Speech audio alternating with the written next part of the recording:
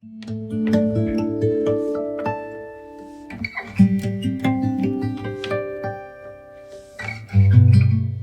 friends, I've often been asked about what is this calcium deficiency. I've been told I'm deficient in calcium. So let me make one myth very clear that how do you know that you have deficiency in calcium? And that's by doing blood tests. Unfortunately, your blood calcium is so well regulated that to actually have a deficiency on testing, you need to have extremely low levels of calcium, and you might be even going into a spasms called tetany. So calcium is not a very good marker for knowing that you are deficient in calcium. So what we actually do is the vitamin D deficiency levels, and that's very easily detectable. Now, vitamin D is your hormone which takes calcium from every part of your system, let's say from your intestines or kidney, and they put it back in your bones and put it into your muscles.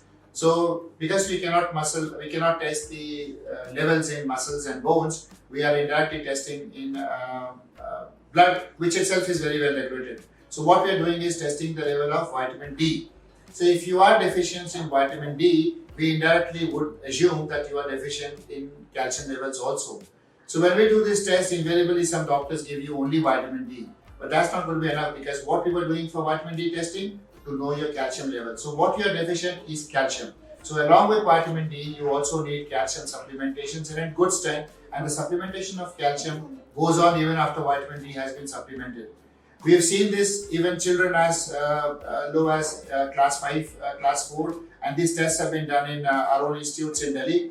And there have been tests done on our army soldiers, and tests have been done on elderly fractures which come very often to us. All of them across this age group, across these professions and students, people are deficient in vitamin D and indirectly in calcium.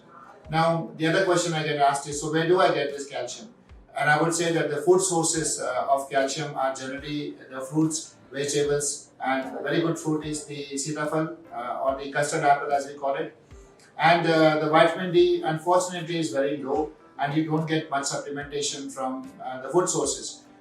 In foreign countries, lots of food products are fortified by vitamin D. It's a very cheap process, but somehow in India our governments have never really looked into it.